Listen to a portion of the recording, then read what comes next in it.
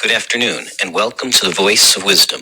With over 60 years of experience as an investment banker, entrepreneur, investment analyst, economist, and venture capitalist, Morty Davis is Wall Street and capitalism personified.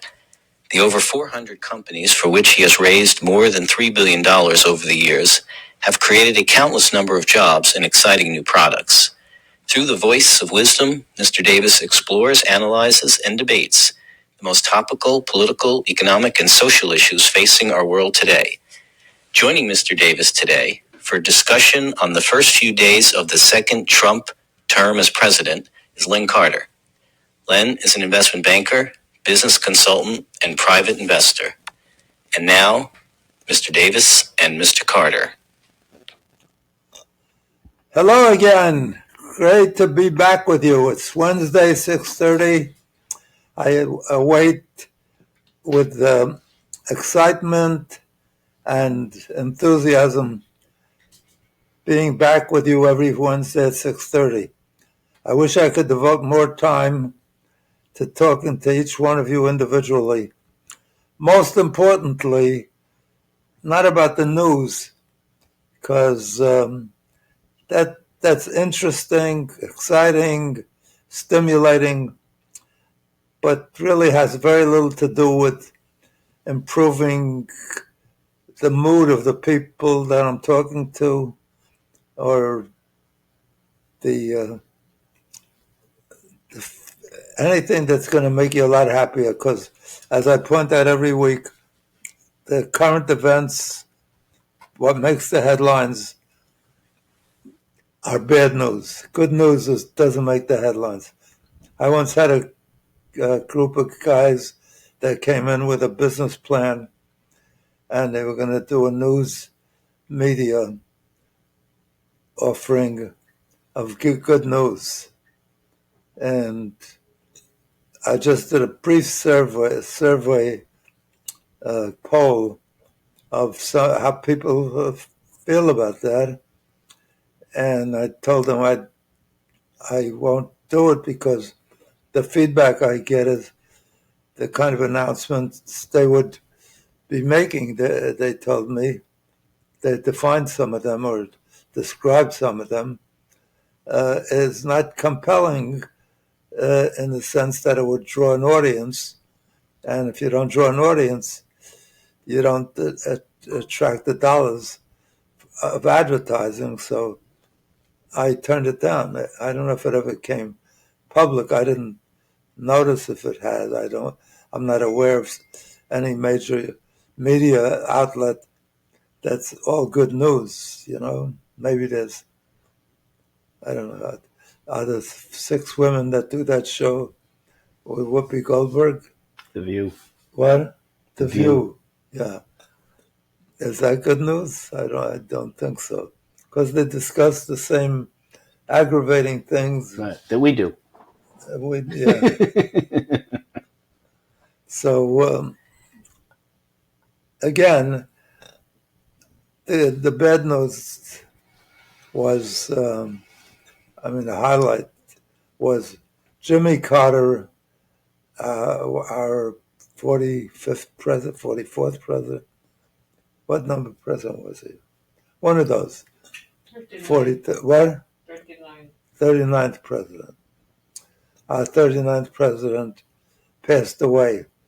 And while at the time he served and completed his tenure as president, he was not very popular. It's after he left the presidency that he became a person, an individual, he and his wife, that worked to do good things for the downtrodden people in terms of building housing. He was a carpenter initially, I learned during this period. And they really built the houses themselves with their own hands. So he was a good guy. He was, in terms of Israel and my audience, which is significantly concerned and involved in what's happening in Israel. They have family. Many of the people that listen to this podcast, and in general, Israel at the very edge of where the whole world could explode. So he didn't resolve any of the problems, nor has any president since, in the 75 years since the UN established the State of Israel. You'd think if the UN establishes a state and is approved by a majority of the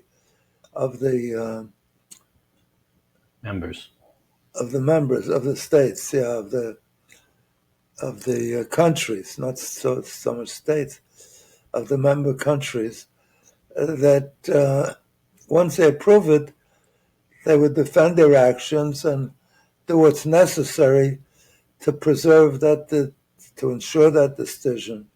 Instead, it's the burden has been put on Israel to provide a state for the Palestinians, when in fact they had a hard enough time all these years, centuries, getting a state of their own and keeping it.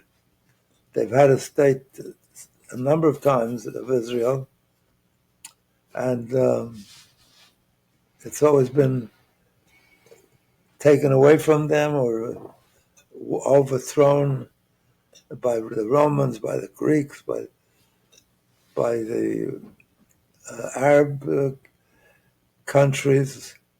So I don't know why the burden is on Israel to solve the problem, when indeed they don't have the ability, nor do they have the obligation to do that.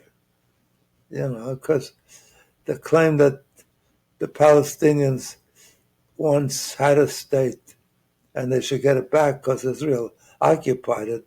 They use the word occupied, when in fact there was never a Palestinian state. There was never in history a Palestinian army. I mean, it's a fiction, and they really don't even want a state because they have never made any even the slightest gesture to indicate that if they got a state, Israel and they would get along great, or would solve the problem. Because if you read their intentions, even their charter in at Gaza, where the Palestinians, through the Hamas and the radical Arabs, the charter says, and that's after Israel gave them Gaza without any conditions, without any requirements. They didn't have to pay for it. They just gave it to them, notwithstanding that the charter says that of the Hamas in Gaza, that they have to eliminate the state of Israel, totally eliminate. They don't say it should be moved somewhere or should be shared with the Palestinians. They say it should be wiped off the face of the earth. As Iran repeatedly says that if they get the atom bomb, that's what they do. They'd wipe out Israel completely. And also, not only wipe out the state of Israel, but the charter says wipe out the Jewish religion, the Jewish state, So all those that propose giving them a state as a solution is merely setting up a short-term resolution of the problem. But once they're there, it seems they'll pursue what Hamas is pursuing in their stated charter. Anyway, it's depressing, again, the news.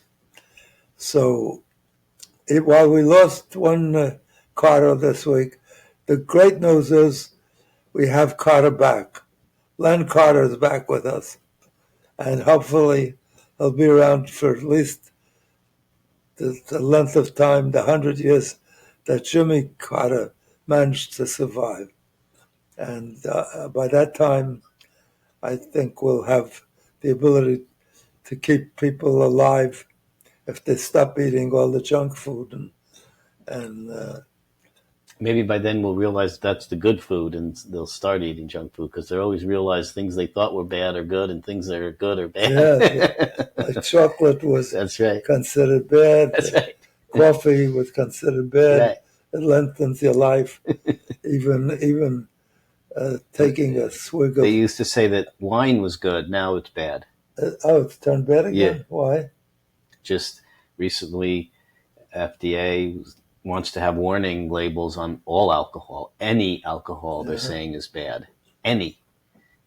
So. I even have pills that they withdrew the supposed good things in wine. I don't know if you're aware of it. Red, it's got a brand name. Yeah. And that was taken off, pulled from the market? I don't know. I still have a lot left from when I bought it. It didn't seem to make a big difference in my life, but the fact that I'm alive means it didn't kill me either. Yeah. No, I'm going to talk to Lindsay about doing a doctoral paper. It occurred to me there was a time, and it's interesting. I don't know if it's feasible. It's probably impossible. But in former times, up till maybe 100 years ago, even later, the way they determined if somebody was dead was they put a feather before their nose. And if it didn't flutter, that meant there was no breathing, so they were dead. Mm-hmm. And they buried people that showed no evidence of.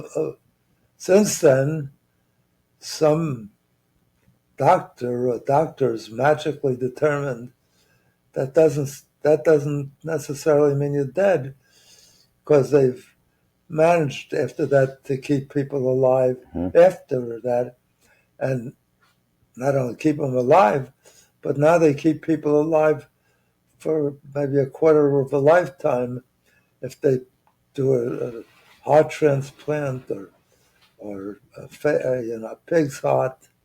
Maybe you oink more often than you would otherwise. And you like to roll in the mud. Exactly you don't like right. to take baths anymore. At least they're not cutting up the people to get their bacon or ham. So I'm asking the same question now about the brain. They don't use that feather approach because they know that doesn't. So now they say you're dead when your brain is dead. But maybe somebody could come up with something that keeps you alive 2 weeks longer. And then, as with the heart, it started out being a little longer. Now you get a new lease on life if you get a transplant, or even a mechanical plastic or what the heart that they make. So it's an interesting conversation. If somebody could come up with something, maybe initially it's just an injection or an operation that moves a part of the brain that's non-functional, or insert somebody who was killed in an auto accident and take some part of their brain that was operational till minutes before, till right up to the time they were killed. So, my son-in-law's a biotechnician, expert, develops drugs and all kind of good things. Intellectually, it's an interesting problem. Maybe it's doing the impossible, But I'm working with a company that developed a cancer cure that used to be the impossible dream. Everybody would like to see that. But now more and more companies are announcing they're coming close. And this company I'm working with, Coragen, has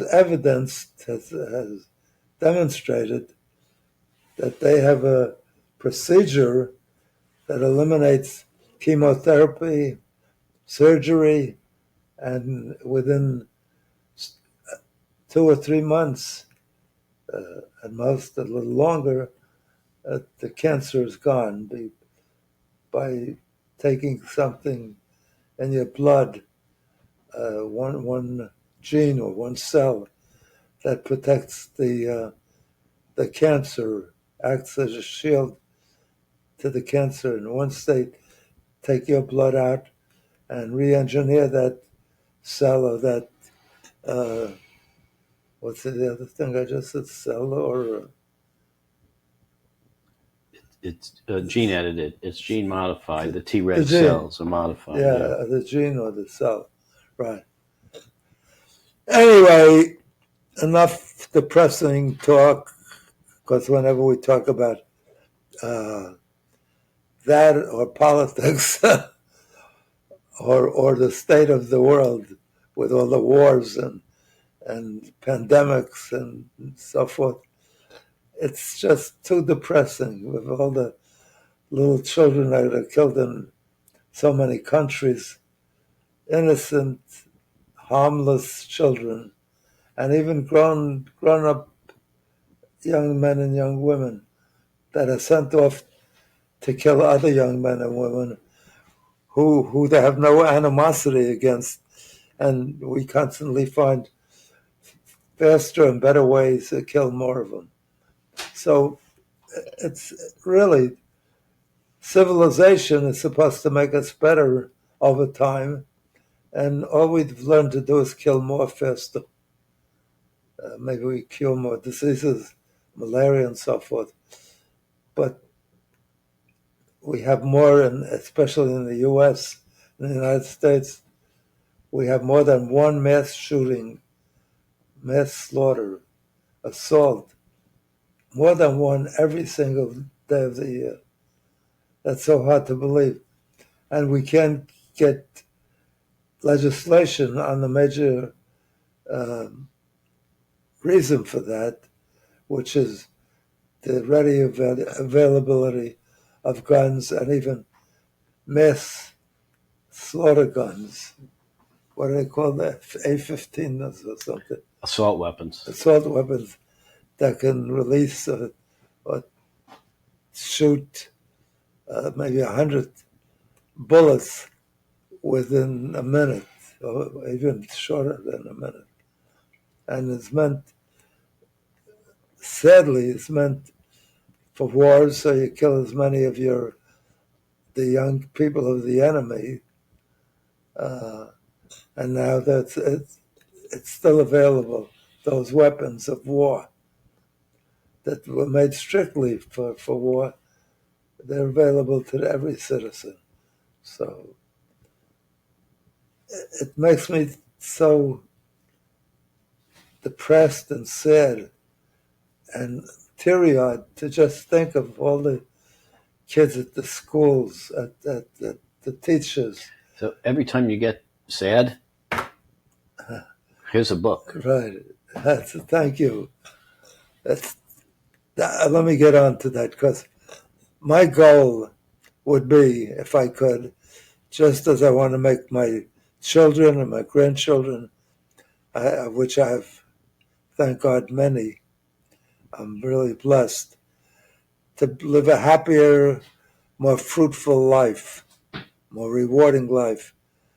I want to teach them to do that and to have a less anxiety-filled life or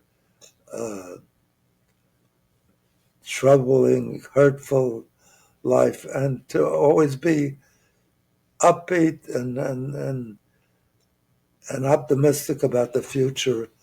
So, which is what it takes to be happy. If you're pessimistic about the future, that alone is, you have very reason to be excited to live. What keeps you excited is the things you plan on doing, you think you're going to do, or you're going to relate to loved ones or friends, or thinking of the positive things of the future. So before we launch into the depressing things, let me suggest one thing that I'm positive will make you happier. And if you don't, I'll make sure that you can benefit and not even pay for it. Because I say, try this book that I was motivated by this desire to make my kids happier, my friends happier, the people of my country and my community, and indeed the people throughout the world, regardless of their race, color, religion, whatever. So, that's my goal. That's, I think, God's message to us, at least in Judaism, is we're put here to change the world and make it a better place for the Jewish people and indeed for all humanity. And so that's what I like to help do. And we can do that by the right attitude. It's called the attitude of gratitude. If you appreciate that you're made in the image of God right off the bat, that should make you hold your head up high. You're made in the image of the Almighty, who we look up to as gentle, caring, even though at times we can't understand what goes on in this world or the motives for his creating this world. My kids, for example, believe totally in the goodness of God, and whatever goes wrong, no matter how devastating and tragic, they always say, God must have good reasons, and they still love God, and they look to him for help, and believe that it'll come from God. And then they believe, ultimately, if they behave well, they'll be rewarded. So having the right attitude, an attitude of gratitude, will make you happy. And an attitude of being optimistic, of upbeat. You're the boss of your own mind. If you're not the boss of your own mind, I don't know what else you could be the boss of. Because usually if you go to work, you got a boss that's running you and telling you what to do. And in almost every instance, even if you're at school, the teacher's telling you what to do. Your parents are telling you what to do. But you yourself, as you mature and become independent as a grown individual, I like to believe that you're in control of what you think, your own body and your own mind. Not your own body so much, because that's biological. But, you can avoid getting the things you and I are attacked at in our bodies unless we've misbehaved, if we drink too much alcohol or eat too much fatty foods, or, I don't have to repeat it because day and night it's on the television. There are books written about it and so forth.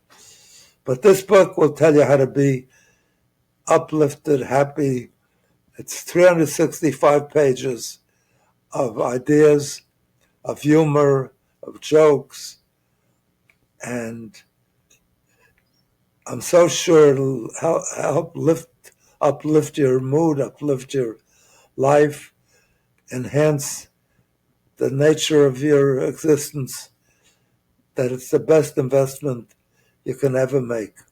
It's not expensive, but I'm telling you, even if you spend the money and it's not a big outlay, I assure you, but whatever you lay out to buy the book, or if you get it as a gift, and you could get the purchase slip that the individual who gave you the gift would give you that purchase slip, I will return that money to you double. So you not only wind up with the book, which I say you can keep no matter what, and double your money, but only for one book. I don't want you to go out and buy 1,000 books and double 1,000 times, use it as a profit center against me. So, and my experience is everybody who's ever called me or talked to me, I haven't gotten even one complaint. All of them, when they call, maybe my wife was paying them or something, or the publisher was paying them, but they're all, some of them, most of them I don't know. People that got it as a Christmas gift or a Hanukkah gift or a birthday gift. They're so grateful. They say it's the best gift they ever got, because other gifts they set aside, or they do enjoy it, but they forget who gave it to them. They hardly ever use it.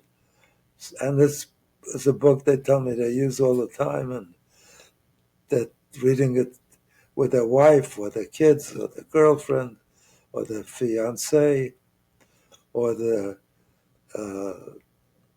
significant other that they plan to be with for life. They all stop throwing things at me. I'll stop talking about the book. My aide here, my program executive assistant, dropped something and I thought a bullet at me, like Donald Trump during his campaign. So she said it was an accident. So why did it almost hit me in the head? Usually when things drop, they drop to the floor, not towards the person's head near you. Anyway, go out and get this book. It's the best investment you'll ever make in your life. You can lose money. Even in the stock market where you're looking to make money, if you made a less than perfect choice, you can lose some of your money, all of your money, some of the time, all of the time. So let's get on with the benefit of my great guest's wisdom and insights.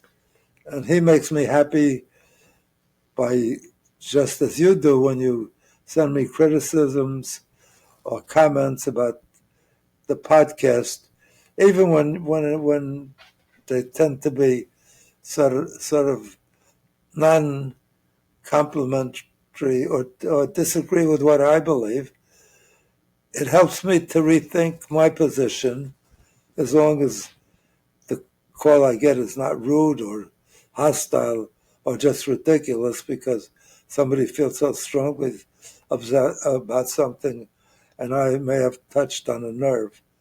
So, but I'm always happy to learn. You learn more from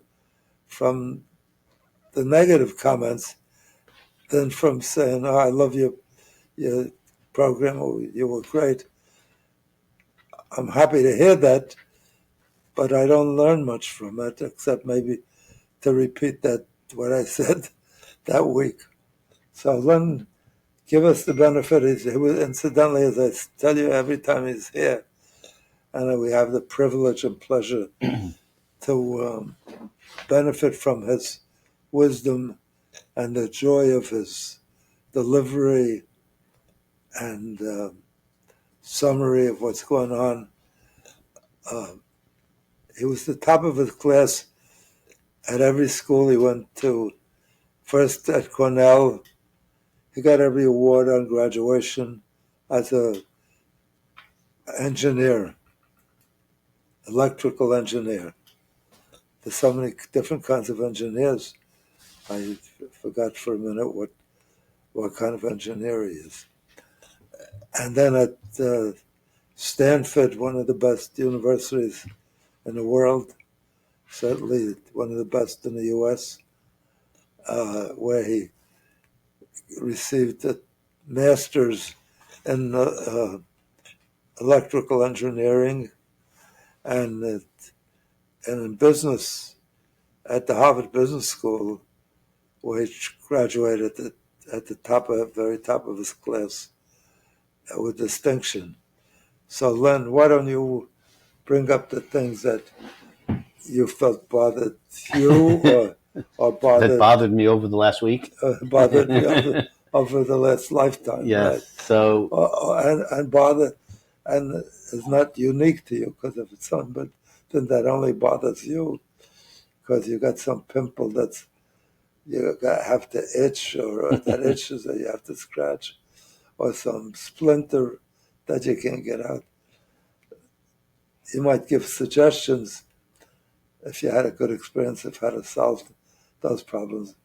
But give us your concerns and any ideas you have about the future outlook, and hopefully, because another thing that will help you be happy and keep you away from focusing on the tragedies. We all have tragedies in our lives. We all have disappointments and failures and losses. That's life. I don't know anybody that lived any length of time that doesn't go through adverse experience, hurtful experiences, even terrible, irreversibly bad experiences. But if you have hope, it's never over.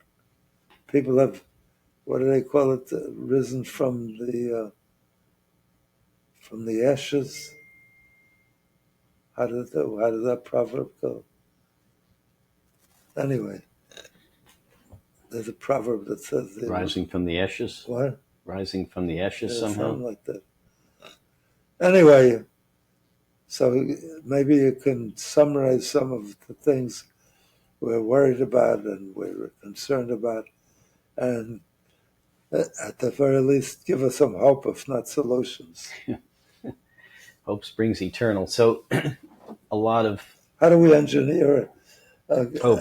You're a professional graduate engineer. How do we re-engineer our lives? How do we re-engineer our world to make it a happier place for everybody? You always say that they teach you a lot of things in school, but not the important things like how to be a good parent, how to have a good relationship, how to live, right?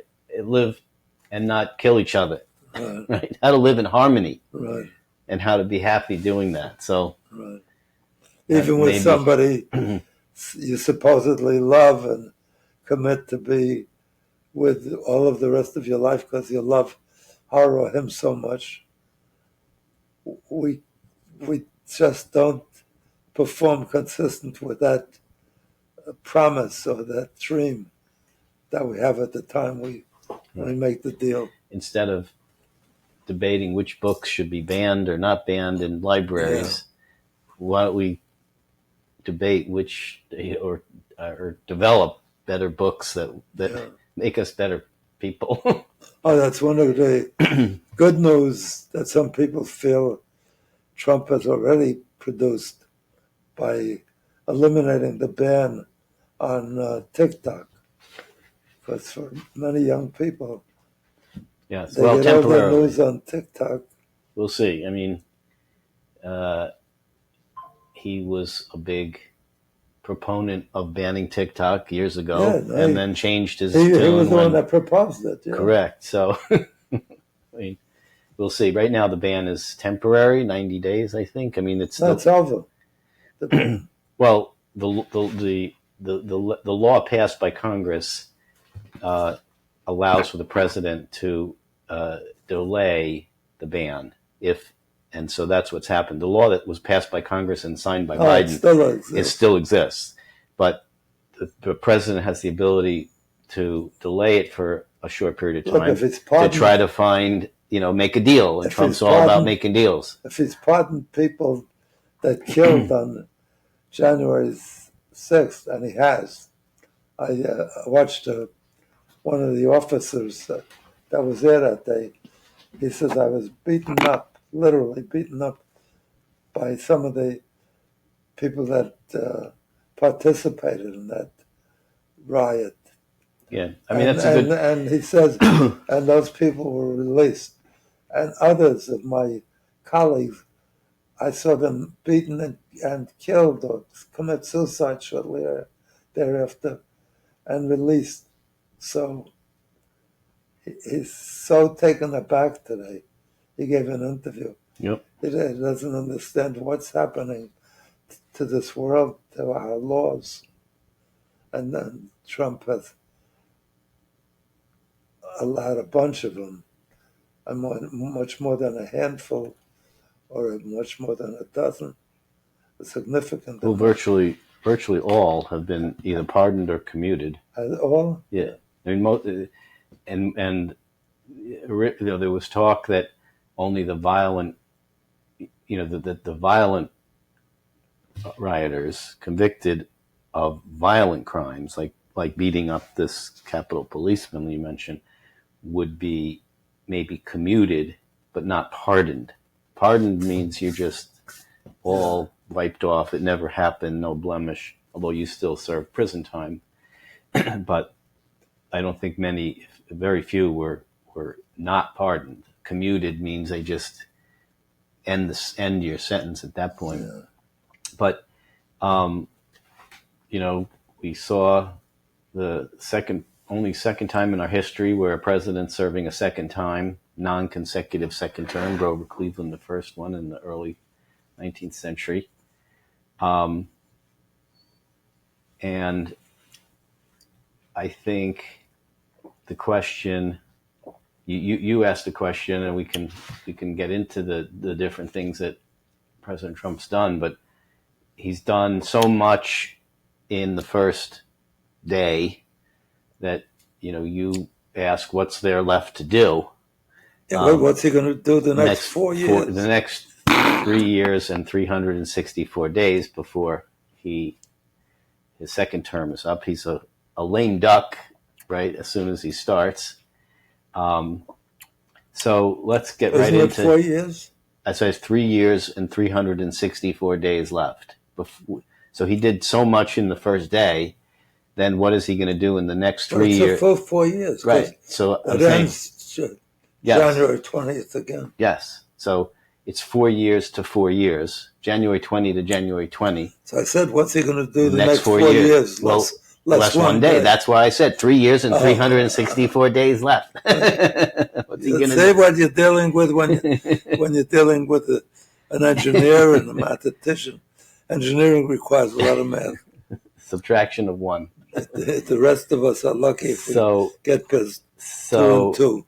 200 or so executive actions, a lot of signing in the first day or so, and let's start talking about some of those. You mentioned one of the most controversial. Almost be exhausted. Yeah. Lots of pens. Each one, I think, gets a different pen. Yeah. I think that because he's constantly switching pens, to make more souvenirs. So let's talk about the most controversial action, which you mentioned, which is pardoning of the January 6th rioters, or as President Trump says, hostages. I think it sort of goes... he says they're tourists. Or hostages, because they were held hostage. But he seems not to know the difference between the word tourists and terrorists. Yeah. Well, but last week we were talking a little about is what some of the challenges of being a Republican are going to be in the next 4 years. And one of the things I said was the difficulty in defending what Trump said or did. And you saw that right away. Marco Rubio confirmed unanimously as Secretary of State, and he was on a show, asked what first question, what do you think about these pardons? And so his response, which I figured would be the response, is I'm the Secretary of State. I don't discuss domestic type of issues. If you want to ask me issues about foreign policy, go ahead and ask me. Because how do you defend that? I mean, there are some people who would and do defend the pardoning of people who truly committed violent acts by saying, they were mistreated and they were wrongly accused and, it wasn't their fault and there were other outside agitators. There's a group of people who believe, that Donald Trump line. But I think there are also a lot of people, including Republicans, some, who don't really think that was the best move to pardon 1,600 people. Yeah, but Trump points out the evil, vicious people that Biden has pardoned, including Elizabeth Cheney, right? Fauci. Fauci says, I don't know why they're pardoning me. I don't know what I did during my 50 years of service to the country and to medicine. So it always becomes a whataboutism. When people are asked a question and they don't really want to address that question, it always becomes, well, what about this? So if you ask someone, do you believe it was right for the president to pardon these January 6th convicted people who don't want to respond to that will say, well, but what about Biden's pardons? Yeah, what about Elizabeth? What about Cheney? That's whataboutism. When you deflect, she's so vicious. Right. That's exactly right. So you try to. She attacked the president of the United States. And so it's a pretty common deflection tactic. What's his name? Adam Schiff, and then Smith. And then Jack Smith. Yes, but Adam Schiff, who was also on the January 6th committee. Oh, the whole committee. The whole committee. Yes, Adam Kinzinger, the whole guy. Not only the whole committee.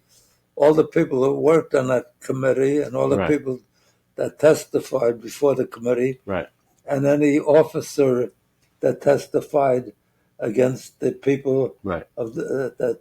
So rather than engage in a debate, when you don't want to engage in a debate, what you say is you try to turn the table and say, well, what about Liz Cheney? What about this? What about that? And you see a lot of that happening now because I'm not sure what this exact statistic. I think only 2 out of 10 people think pardoning those January 6th people was a good idea. Less than half Republicans think it was a good idea. So it wasn't a very popular thing. I mean, for Trump, who likes to be popular, it wasn't very popular, but I think part of the reason, see what you think, I think part of the reason he did it was, to further lend credence and perpetuate the story that the election was stolen and they didn't do anything wrong because all they were doing was fighting for something that was egregious, meaning the election was stolen. They were fighting for the Constitution. Right. So, I think it adds to his own story credibility by showing, he's so convinced, that this really was a rigged election, which continues to say that, that I'm making it right. I'm making it right by releasing and commuting and pardoning all these people that were wrongly accused and abused, and because it was just so wrong. I don't know how you feel or how the American voter, American people feel, but Pence, who's been out of favor because he didn't listen to Trump and Yeah, he didn't set aside the electoral votes. Yeah. And wouldn't agree, Right. not as Trump urged, not to deliver the votes to Congress so that maybe he could force a new election. Mm-hmm. Hasn't interacted, said a nice thing about Pence since January 6th, 2021, and hasn't considered him as a loyal Republican. Was Pence pardoned too? I don't know. Was he? I don't know. I don't think so. Why would he be pardoned? I don't know. I mean, because he didn't do anything wrong, and it's possible that that was the criteria. No, only if you did something wrong, you got a better chance. No, not by Trump, by Biden. Oh, by Biden. Yeah. Oh, that's interesting. Yeah. I don't know. Look, Biden doesn't love Pence because for 4 years he was. Yeah. No, I don't. I don't know. I mean, it's an interesting thing. What about those Biden pardons? Do you think that, I've seen Adam Kinzinger on TV many times saying, I don't want a pardon. I did nothing wrong. Right. I'm not afraid of Trump. Let him come after me. I don't want a pardon. I don't need a pardon. Right. And yet he pardoned all these people preemptively, right? His own son. And his son he did a while back, and his family. His brother. And his family, right. So, a lot of criticism, particularly from Republicans. Do you think that was the right move by Biden to make those pardons? Well, I'm glad to see he didn't pardon himself because Trump promised to go after him. That's true. He could have pardoned. Well, we don't know. We don't know. They don't know. But it would have been a good attempt because at least the Supreme Court would have had rejected that. But was it right to pardon Liz Cheney preemptively, even before there's any, No, does it make her look guilty? She should definitely go to jail. If you serve on a Democratic committee, that should be enough. Well, half of it was even Republicans. Well, I mean, it was a bipartisan committee. I know. So, but here's what I think. I think, there's been a lot of. I look at it from two ways, two questions. Was it right to pardon, and then is the way that he did it and the timing under which he did it right? So I split those two issues apart because my answer is yes and no. Yes, I think the pardons... You always know how to get away with it. So I can't argue with it. Because if I argue I just say it's the other way. You said... I said yes. No. Right. I said yes. I said no. But I think the actual pardons themselves were the right thing to do because, and this is what Biden said, I agree with this, that the reason he did it was not because he believes that these people are guilty, is that Donald Trump has said many times that he is going to go after these people. He said Liz Cheney should be shot. He said, all these people are going to be imprisoned, are going to be prosecuted.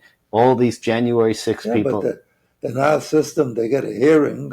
Yes. So they get a trial. Yes, but so they and in the end, I believe they would be exonerated. Right. But that's a spectacle. It's detracting. It's costly, and it's not right to put those people through that. It's gonna, it's. I mean, Trump, I think, would have done it as much to troll them. Like he got abused through the judicial system, the cost and the embarrassment and the suffering that he had to go through. I think he would want to do that to others. I never saw him, Trump, embarrassed. He doesn't admit it, but that's why he didn't even want to be sentenced by Judge Merchan, because even though the judge said, I'm not giving you any prison time for the New York case, he wanted it thrown out. because he just didn't want to be, sentenced. So this is the first time that I could ever remember in the history of this country where the prosecutors were in more danger of being right. They so I think the destroyed reason or jailed or, I think prosecuted. Yeah, that's right. Than But the reason I think it was a good idea is it heads it off at the pass. It removes the ability. I think we need to move beyond it, and by pardoning those people, it just prevents any spectacle of a persecution and a prosecution of these people that is just not what the country needs. So you think the people? I think the pardons were correct for this family and for the January 6th people and for Milley people who criticized. January 6th people too? No. I'm sorry. I meant January 6th committee people. But I'm talking about Biden's pardons now. Only Biden's pardons. It was Biden, because people criticized Biden. You're clearly against MAGA. So, but you don't want to make here's where I do criticize Biden. You don't want to make America great again. It's clear to me. Here's where I do criticize Biden, is the way he did it. The last 10 minutes of his presidency whips out all these pardons. He better do it the last 10 minutes because he can't do it. Correct. But if he was, why not face it? Why not man up to it and come out days or weeks before and say why you're going to do it? Because by doing it in the last minute, surreptitiously like that, it makes it look tawdry. It makes it look bad. His argument is he had too many important things on the agenda. Negotiating. That he couldn't sign the pardons a week ago and make the statement that he made on the way out to the helicopter. Too busy. He was focusing. That's his right. I don't buy that. That's why I say that was not right. So, I don't think. I told you what I buy into. This guy who proposed that they should put bars all around Washington, around the political part of Washington, and let all those that can prove their innocence out. And So the second on the executive actions in terms of controversy, first I think was the January 6th pardons. Second is the executive order to try to eliminate birthright citizenship. So Trump has directed whatever agencies not to issue passports anymore to people who are what he would say not birthright. So anybody born of undocumented parents, even if they were born here, anywhere in the U.S., are not considered citizens. So Trump has said, again, nothing here is a surprise based on his campaign talk, that he wanted to end birthright citizenship, and right off the bat, he did just what he said he was going to do, signed an executive order to stop that. Now, a minute after he did that, the ACLU and 20-something states, I think, filed lawsuits against that. We'll see what happens. It's obviously going to the Supreme Court. The 14th Amendment of the Constitution of the United States does say that anyone born on the U.S. soil here, is a citizen, unless they're subject to jurisdiction somewhere else. So that's kind of the nuance, because the example is if a diplomat is in the U.S. and has a child, that child is not a U.S. citizen. The child, if you're a diplomat from Germany and you have a child in the U.S., your child is not a U.S. citizen. He or she is a German citizen, presumably. So that I suspect if the parent of that child asserted the citizenship of that kid, maybe you can get dual citizenship. I'm not sure, but clearly there's a little wrinkle there, a loophole, and so that's kind of what they're trying to drive the truck through by saying, well, yeah, they might have been technically given birth to in the United States, but they were really subject to the laws of this other country they came from because they were here, the parents were here illegally. Is that exploited a great deal? Because you'd think the Chinese would, or some other country would pay for the flight of some woman who was expecting some Muslim woman to have the baby in the U.S., pay the trip in the last week of her, so they could get millions of new. Yeah, I mean, but that's, to do that one at a time on airplanes is not the same as, people coming across the borders. No, I agree with you, but I think it's not well thought out because it's feasible. You don't have to ask for a passport, I don't think, to fly in a pregnant woman to give birth here, do you? It doesn't matter. If you come in Kennedy Airport, pregnant, not pregnant, and you're going to come into customs, and they're going to, if you have a passport, you go there and you get in. If you don't, you have to demonstrate why you can come in. Do you have a visa? Do you have a student visa? Do you have a tourist travel visa? What do you have? No, you can't just walk in. And so, if a pregnant woman comes over on a tourist visa, she can get in. For a lot of countries, you don't need a passport to get in. You could just have a visa. That could be. But in the U.S., they could get a lot of babies born here. If you could get visas, but the U.S. won't give you a visa. We have agreements with a lot of countries. Yeah. I mean, if pregnant women, if you come from England, you can get a tourist visa, or some countries don't even require a visa. Like, you need a visa if you come from England to the U.S.? I'm not sure. Maybe. I'm not sure. They would say they don't need a visa because it's their country. Right. So that's going to be interesting. King, what's his name? Who was the king with the time we had the revolution? Don't know. Yeah, in the 1700s. But that's going to be interesting because that's an interpretation.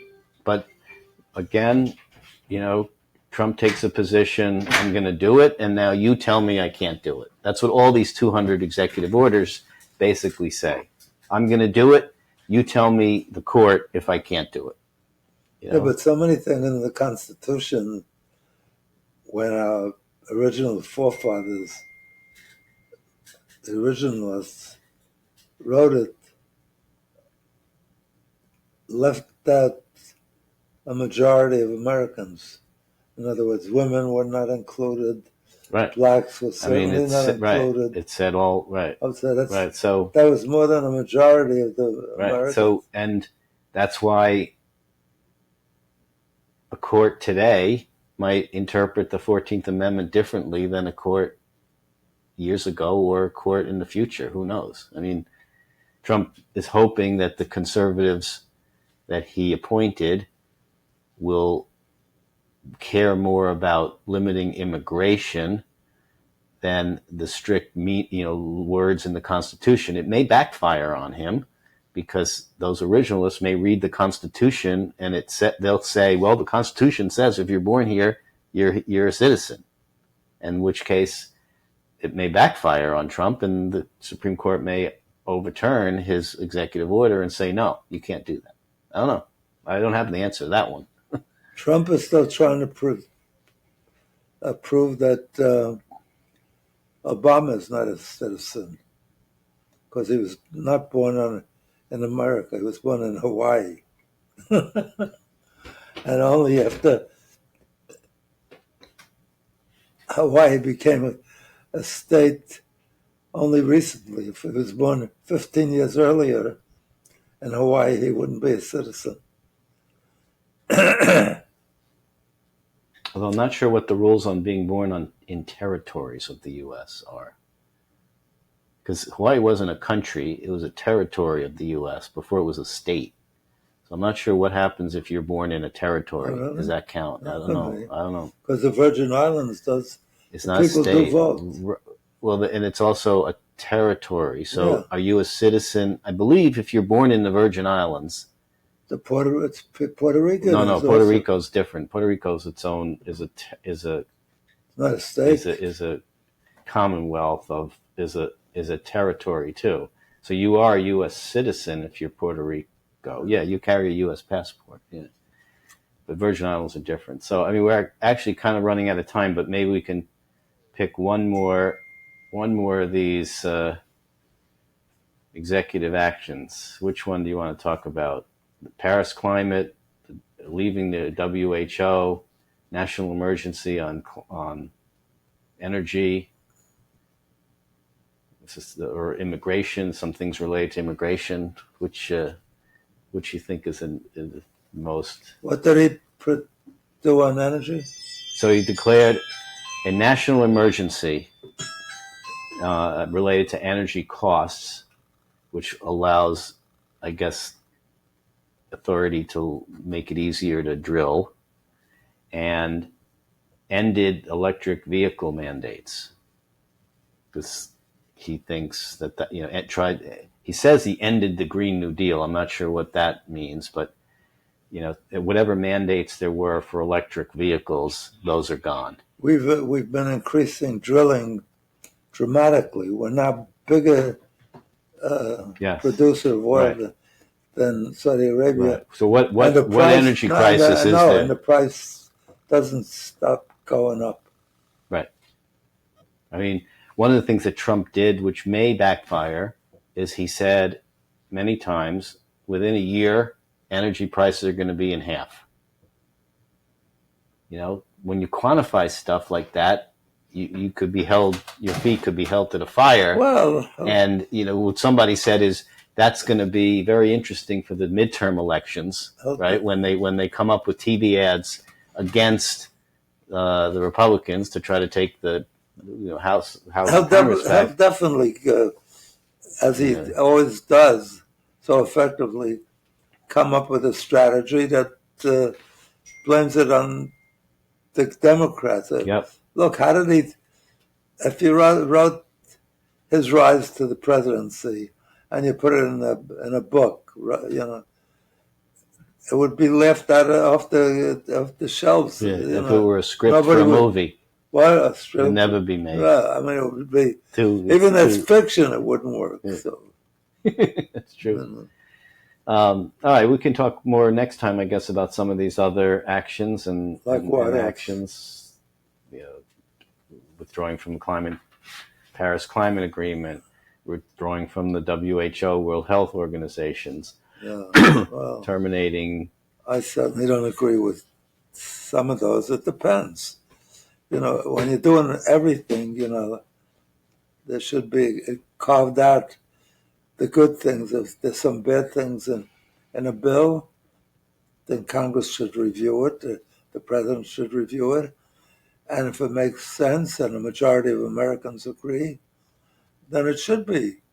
Maybe we do have too many regulations, but most regulations, when they're put on the books, or the agency that are put on the book, when they're put on the books, are based on the merit of the case made. They're eliminating the education department, I think, as well, aren't they? He wants to do that. I don't know if that was one of the, if he tried to do that somehow through an executive action. I mean, ultimately, it will probably require an act of Congress, but a lot of these things, which even if they do require an act of Congress, he's trying to do it through executive order, and then if he gets shot down through the courts, then he can always get it legislated. So it's the right strategy. You try to do it. If it doesn't work, then you go on the other way. They argue in other countries, they don't even forget about the education department. They don't even encourage or allow education of women, or that might be a good thing. This way you could reach under their dress without them knowing that they could sue. Yep. All right. All right. With that said, on that with that note, porno note. All right. Thank you. Good job. thank you, sir. Good being here. I told you he's great. Hope we could get him back again soon, or often, or all the time. If I had to pay him, I couldn't afford it. Thank you. Have a wonderful week. We had a wonderful week for what's his name? The other Carter, Jimmy Carter. And but have a wonderful week. I was once invited by one of my employees who was going to visit a client. He says, I got to go visit, but I have a dinner with you. Would you mind stopping off with me at the wake? Because I promised I'd stop by. So it was an Irish wake, and the body was laying there, all dressed up. The guy who passed away, I'm sure, never looked that good in his life.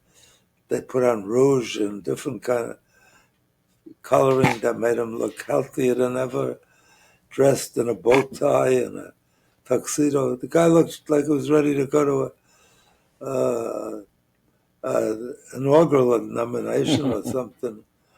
And it was the best party I ever was at. Everybody was drinking and dancing. I mean, you'd never know that it had anything to do with death. Wow, what a, not like a Jewish shiva where everybody comes and lets tears run down their face and discusses the virtues and the love they have for the person that passed away, whose body is not even in the vicinity. And the body's waiting somewhere or has already been buried.